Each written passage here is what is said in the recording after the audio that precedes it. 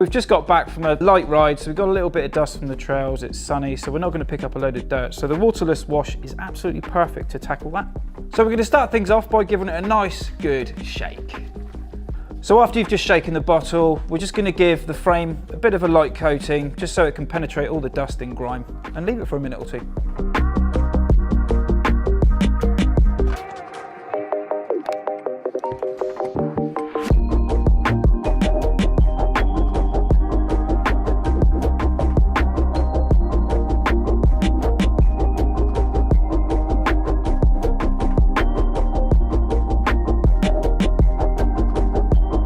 I'm using a luxury microfiber cloth, and what I want to be making sure that I do is just doing one simple wipe. We don't want to be going back on ourselves because these cloths can pick up a bit of grime, and the last thing we want to do is scratch our frame.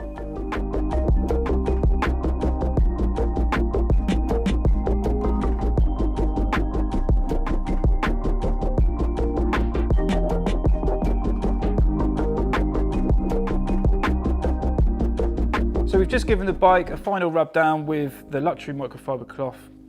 Nice finish, job done.